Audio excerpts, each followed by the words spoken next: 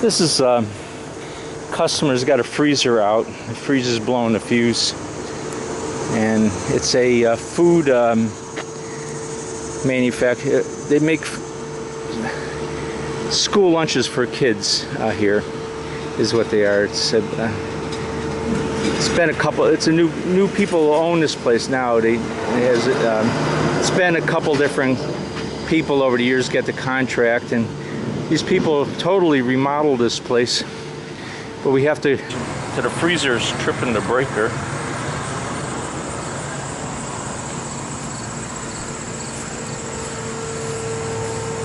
And it's one of these two units.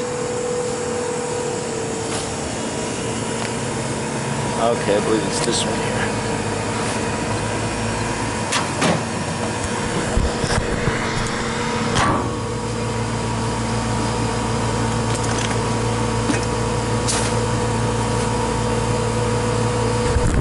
Look how these were installed.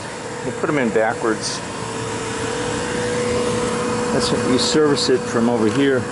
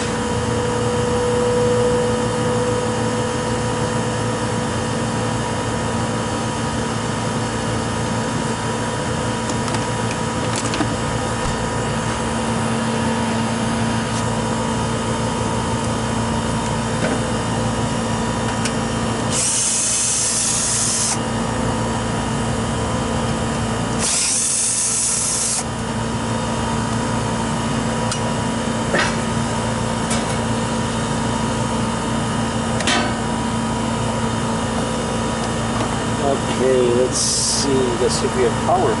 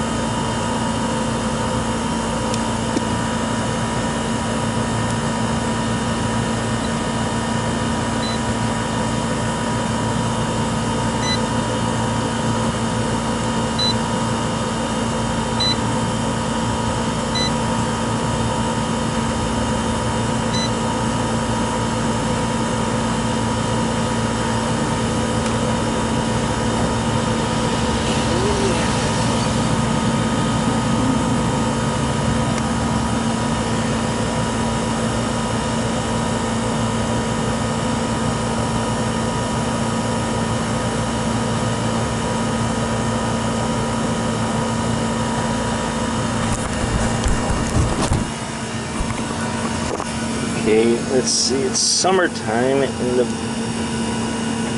voltage is 198, 199.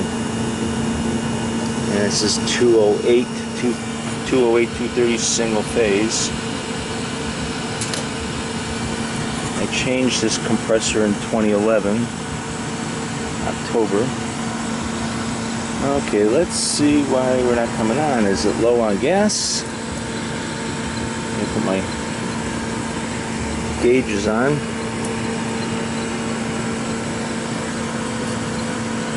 These motors tend to go out. Maybe it's off on high head pressure. Okay, well, what we can do is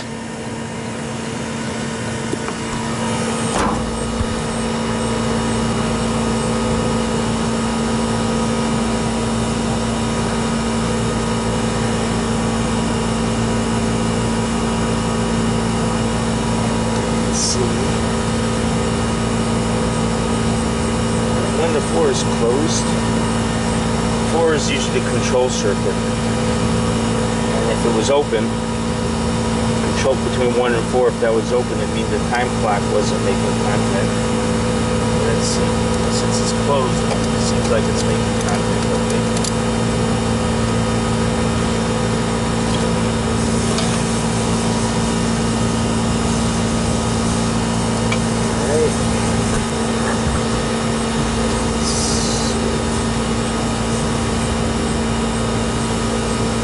Pressure control is making contact.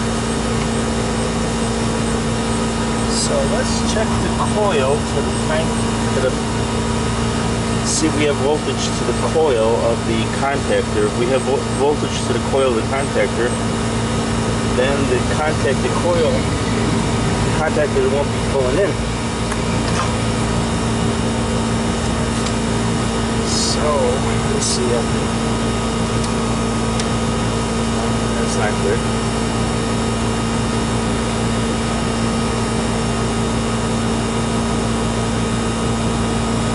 Let's see. Okay.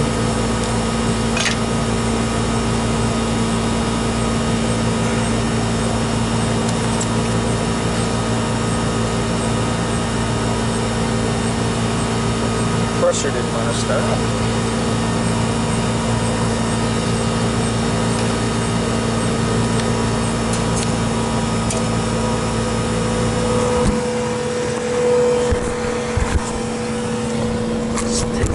This.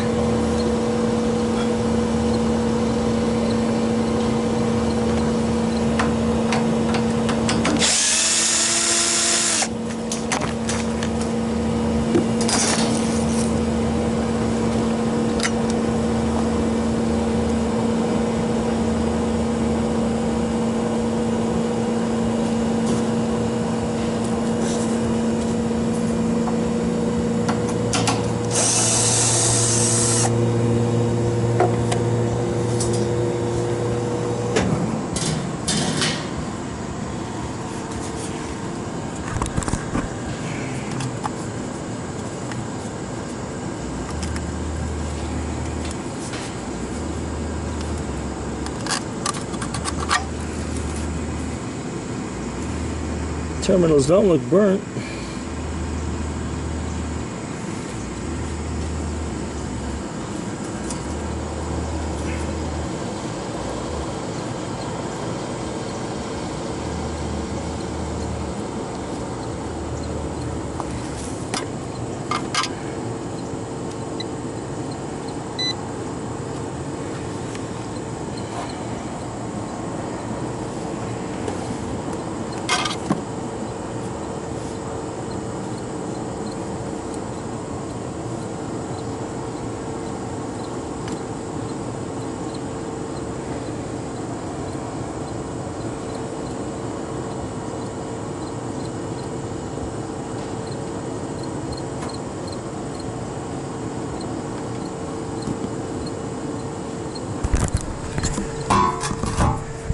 See if we have voltage to the coil. I'm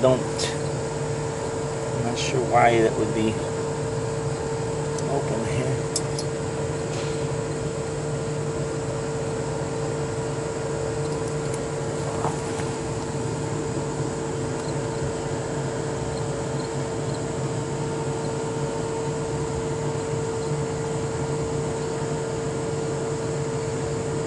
Okay, I got voltage to the coil, and the coil's not pulling in, so the contactor's bad. Now what I want to see is why the compressor's not starting up. Contactor should be pulling in. Sorry about that.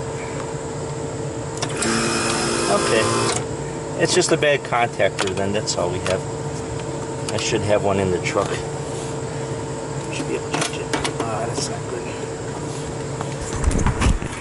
Somebody put a lock on this now and I can't turn the power off. Now I gotta see if I can find a lock, a key to it.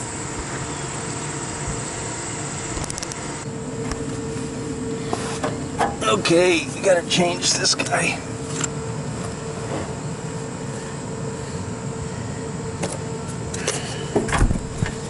Put on this guy.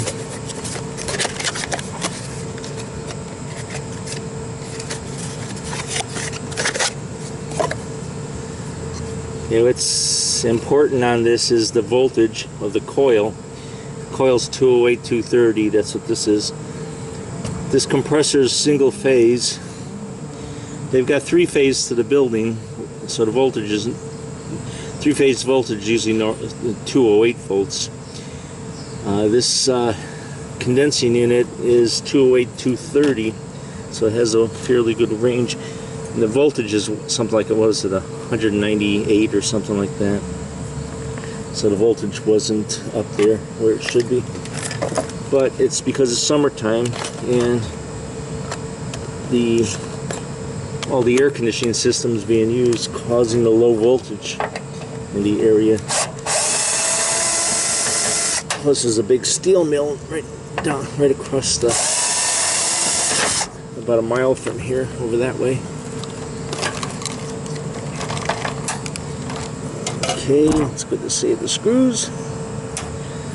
And now it's always important is to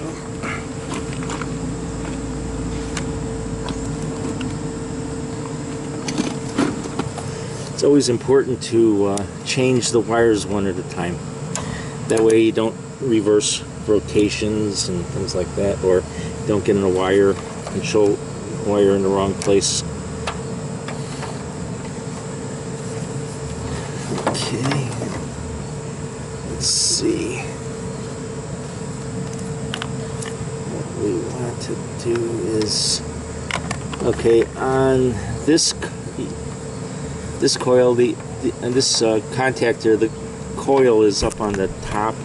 The connections are up on top, and this one, the connections are on the bottom here. So it won't hurt anything. I'm just going to turn it around like that, just because of sometimes the wires aren't, like this wire here isn't long enough to reach from here down to the bottom. It doesn't matter. If I want, I can reverse this faceplate. So it'll look right side. I have to get a smaller screwdriver to do that, but to keep everybody happy. So let's see. These are do the contactor coil first.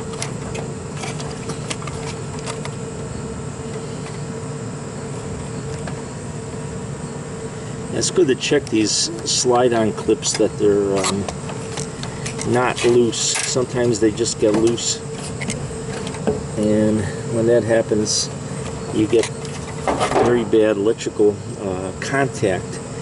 And when you have that, you get resistance. When you get resistance, you get a lot of heat. And when you get heat, this plastic on the wires and the copper tubing doesn't like the heat, and they'll melt down and burn up and degrade pretty fast.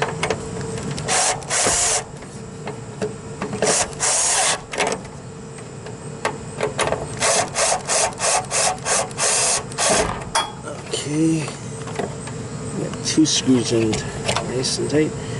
So it looks like I changed this a few years ago. So, let's see. Only lasted a couple years. Okay. Now this is L2. This is L1 and this is L2. L2 is the red wire, so I'm going to do the L2 because it's just the closest. And these two go on L2. Keep it in order.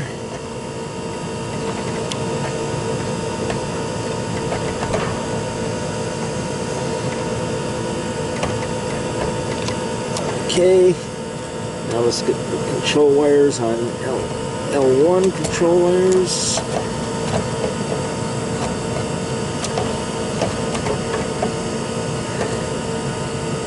Okay, this yellow wire is the L1 going to the time clock.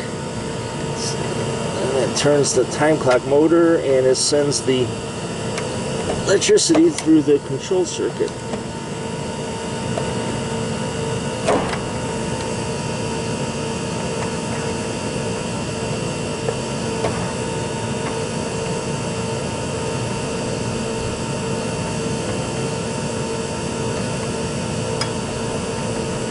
Hey, that's good and that's good. Now we just have to change L1 and L2.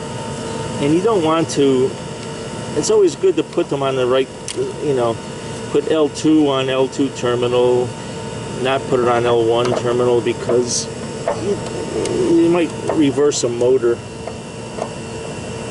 which we don't want to do. This is a reciprocating compressor, so it doesn't matter which way the motor turns on it. But scrolls, it matters, and blower motors, that'll matter. Sometimes when the power company changes a transformer out in the street, they don't get the wires back on L1, L2, and L3. They change the positions. So then all of a sudden your scroll compressor's turning backwards, or your blower motors are turning backwards. It burns compressors out, and last time the employees don't know the difference, you know, they let it run for a couple days. And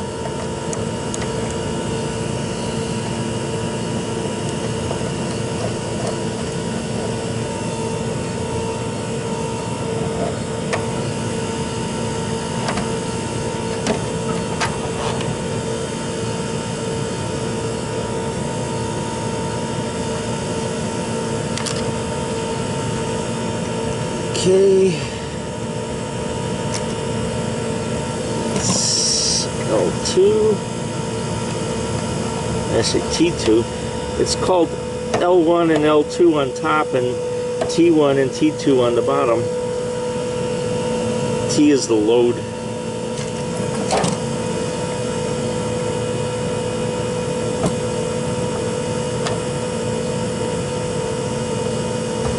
L is the line. I don't know what T is supposed to stand for, but these are L1s, T1s. I did the T2s.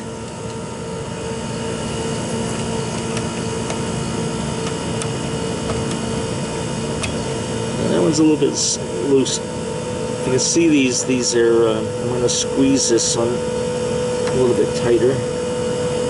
I always squeeze the back end of it so that when it slides on it gets tight. You don't want to squeeze the front end of the slot, because then you can't get it on the terminal.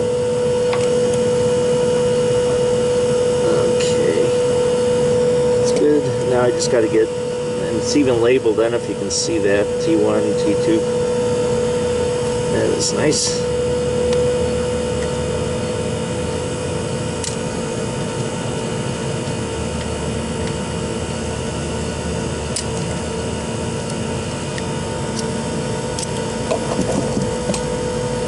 Look at that. Somebody just crimped down the...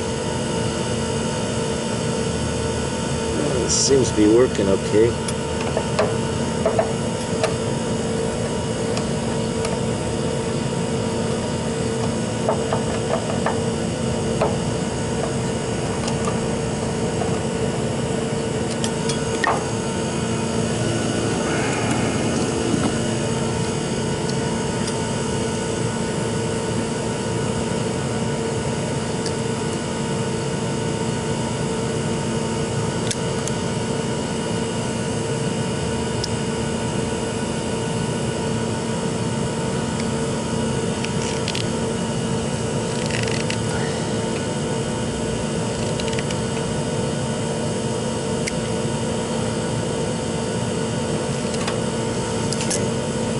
This aluminum wire. I wish they wouldn't use aluminum wire on these things. If you have problems with these overheating.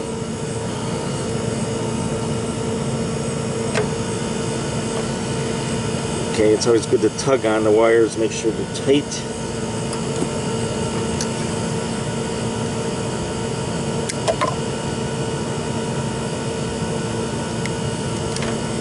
This is number 15. I think this is number 15 wire. I'm not sure what the amperage draw is, but check that out in a minute.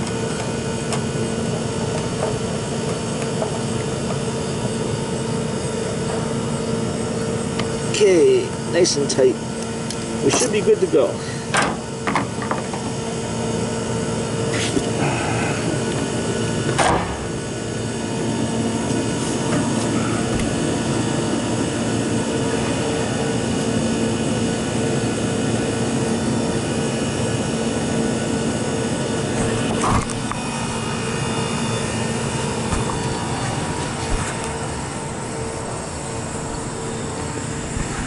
Okay, let's see.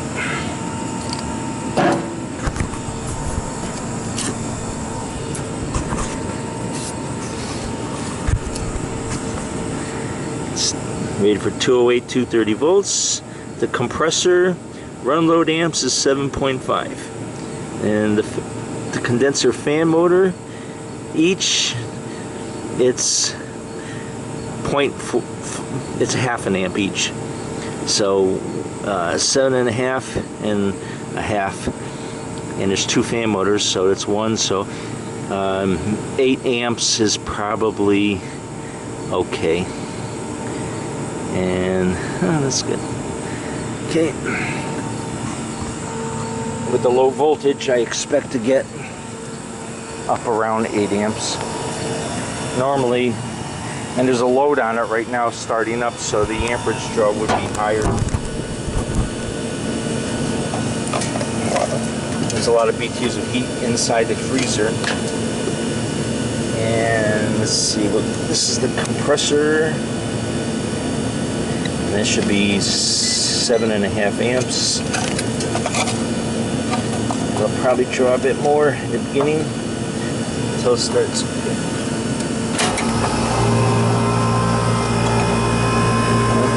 We're at compressor's drawing up.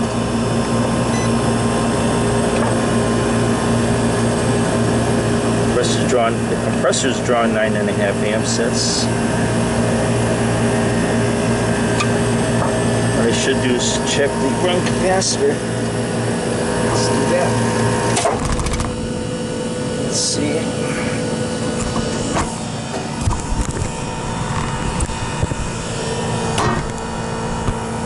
Run capacitor. Let's do a test on that and see if that's. Run capacitor is designed to help the compressor continuously run.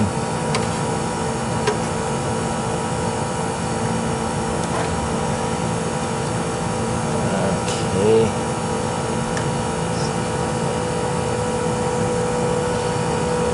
Good to discharge it, make sure. Okay.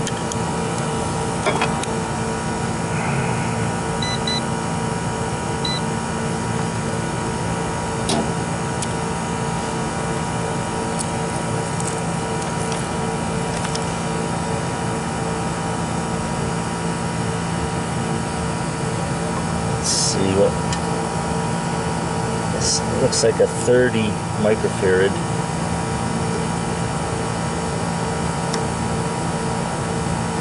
We got 29.3, so it's fine.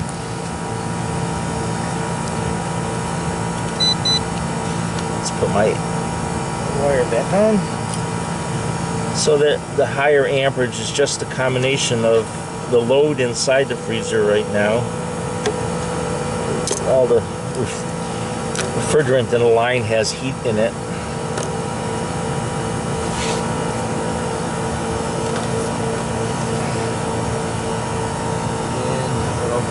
Put my gauges on.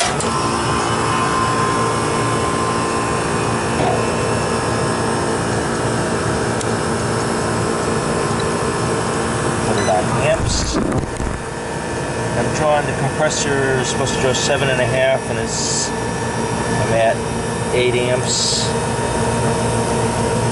7. See, the load is dropping, so the amperage is dropping.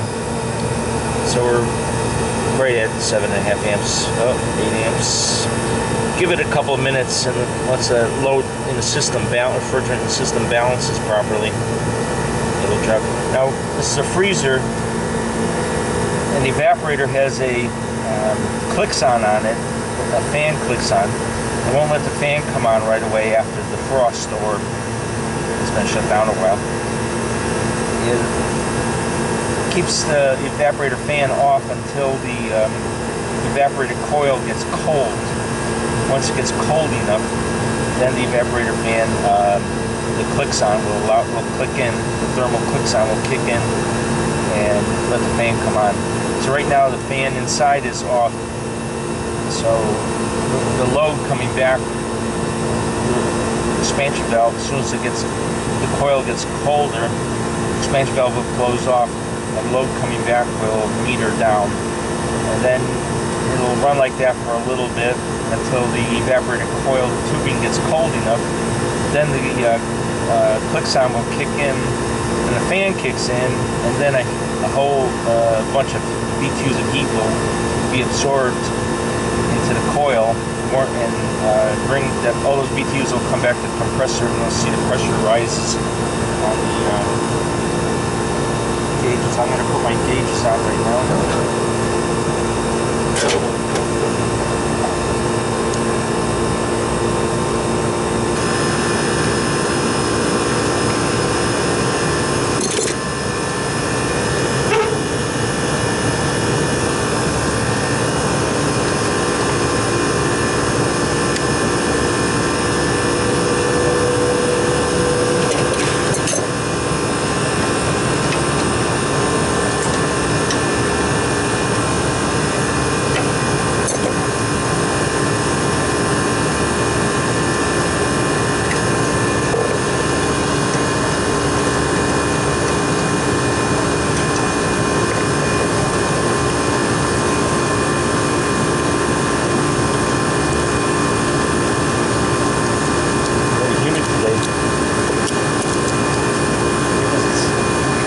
September, and now it's summer arrives. All of August was fairly cool.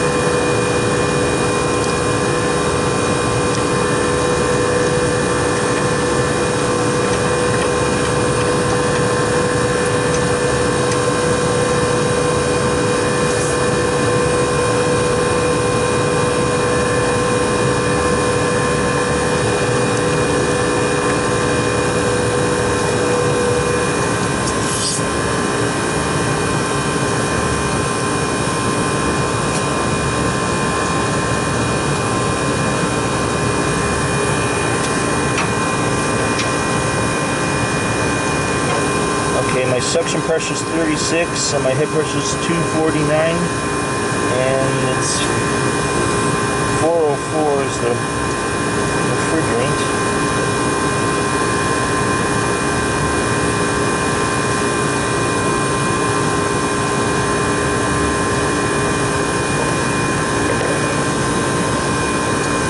So let's put it here.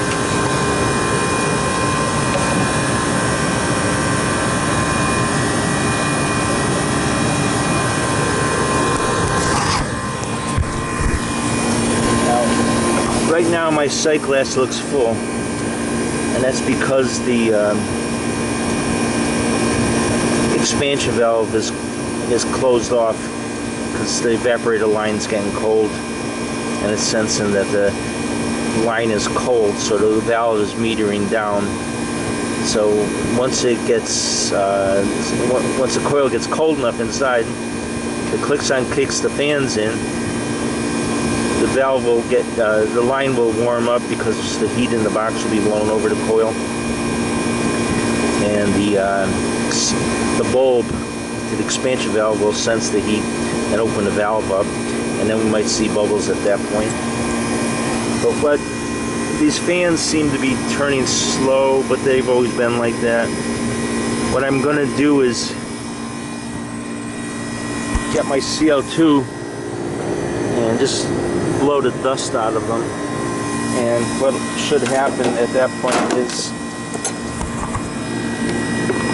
I should see my head pressure go down. But it's hot today, so the head pressure should be high.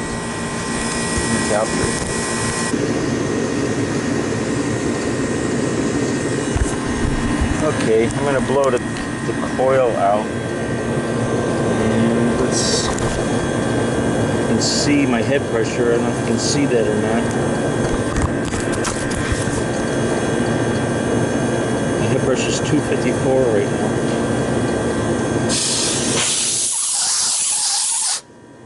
There's a lot of dust in there.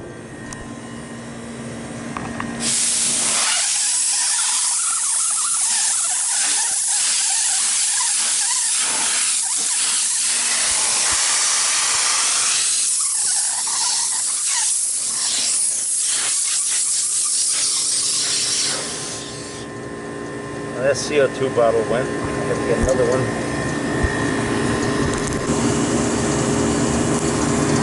Okay, got another tank, but just a little bit of dust we blew out of the condenser dropped it down to 240. So now let's see what we get.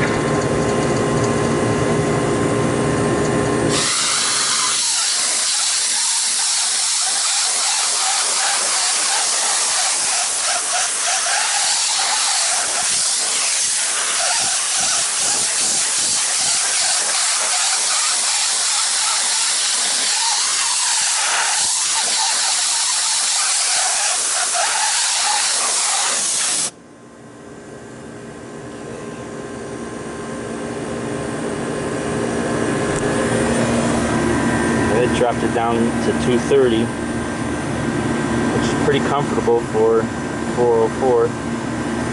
The fans should be coming on pretty soon, so we'll check the freon level in it. I'm going to go blow this condenser out while I have the CO2 tank out.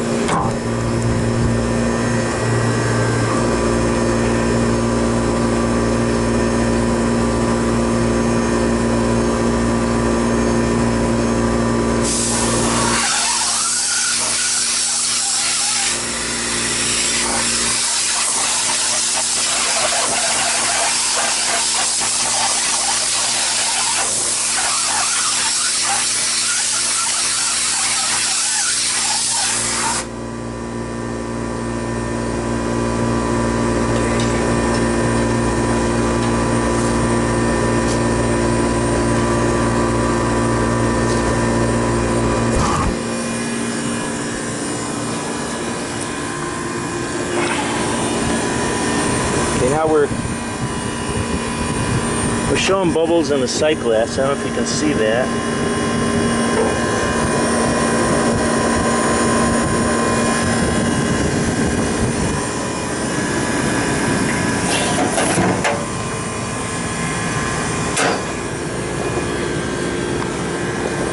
And my suction pressure is 34. I'm going to bring that up a little bit. And get some gas and put a shot of gas in it.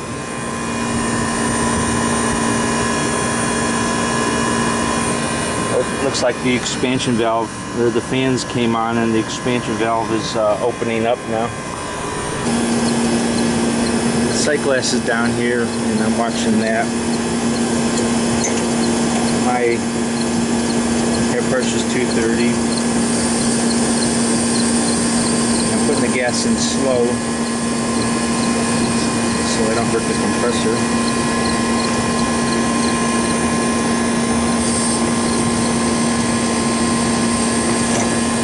I'm going to meter it from over here.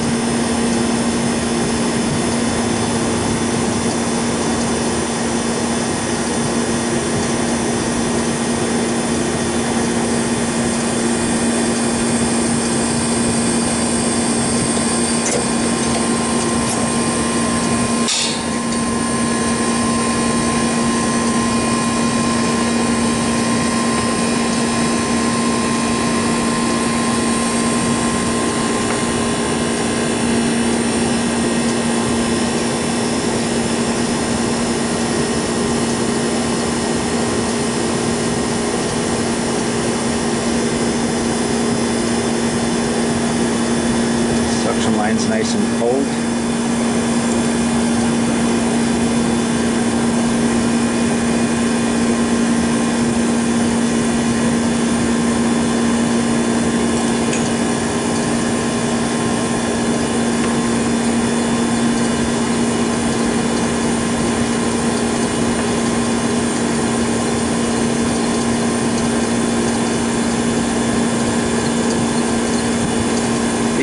You want the suction line cold. Going back into the compressor, because that's what cools the compressor off. These are suction cooled.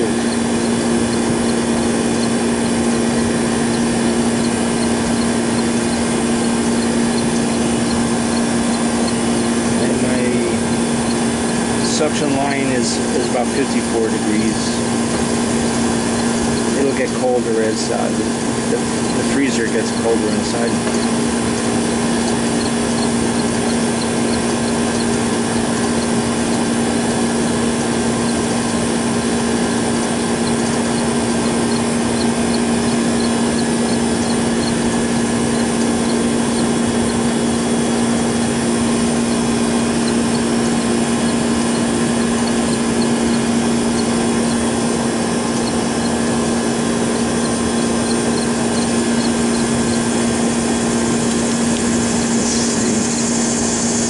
There's a heat bug. That's the first heat bug I heard this year.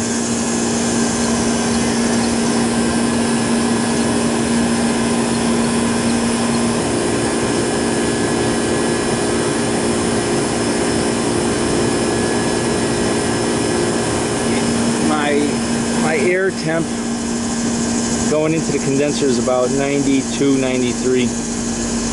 And it's pretty humid today.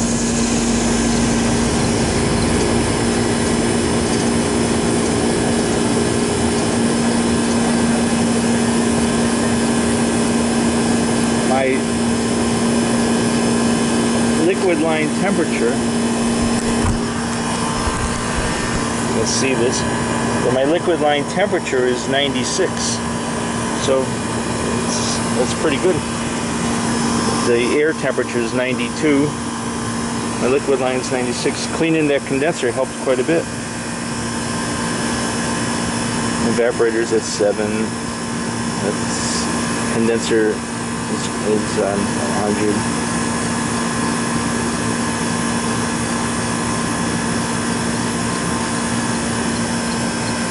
And you got to remember the box, the walk-in freezer is warm right now. It'll start getting cooler. Okay, I think we're about done. The sight glass looks nice and full. Once the freezer gets down to 10 below zero, the freon in the system will contract, and we'll probably see a few bubbles in the sight glass at that point. But that's okay. It won't hurt. I mean, it'll be fine.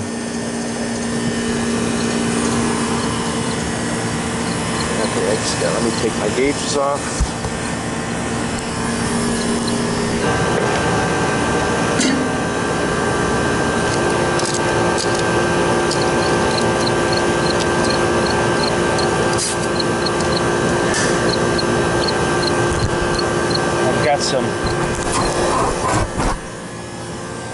I've got some gas in the lines here in my hoses.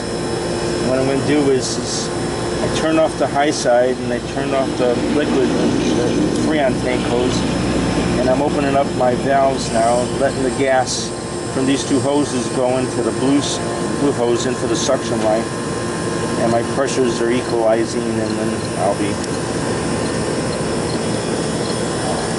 that's fine.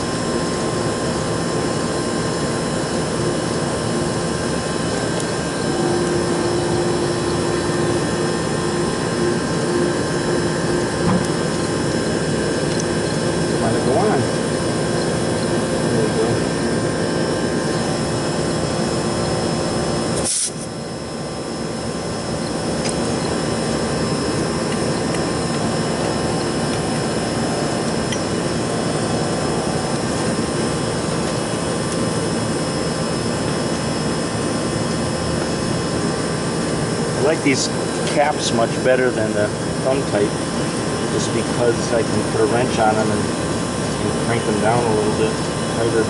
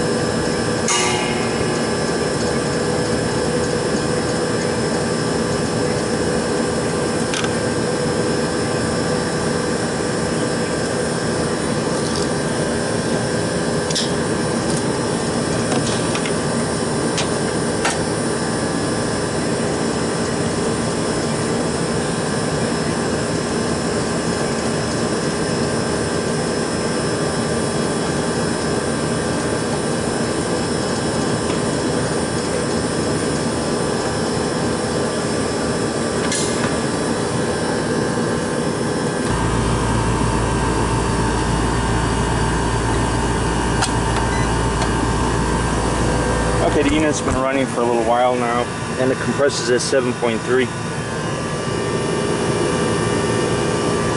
That's fine.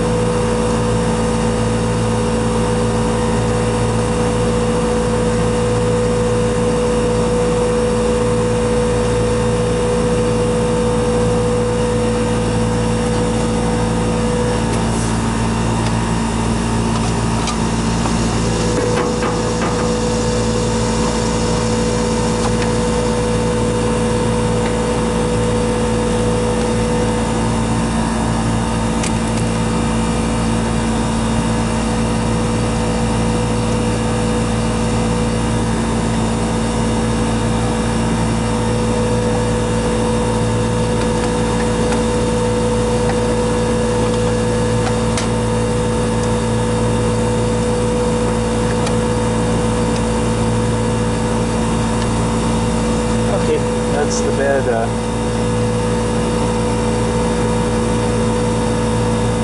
If I took a continuity test between here, through the wires, and out here, it would be open.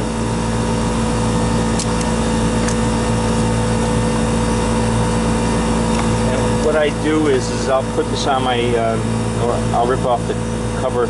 I'll put this on my dashboard in my truck to remind me to get another one for stock.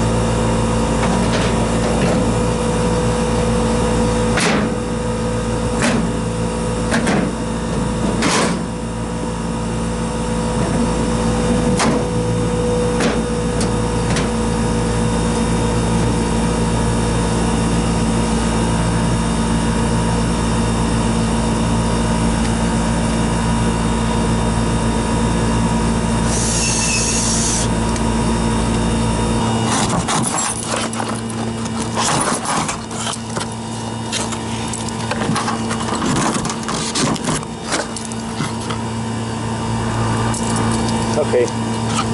That's how I do my restocking, is I'll stick this on my dashboard and I'll remember it.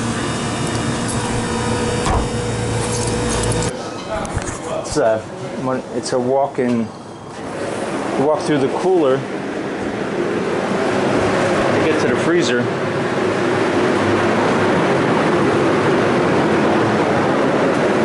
And on the dial, the temperature's coming down. It was up. By tomorrow morning, it'll be down 10 below zero. The fans are on and it feels very cold. Very humid outside and very hot, and my shirt is wet from the sweat, and this cold air feels very cold, but it looks like it's doing its job. Okay guys,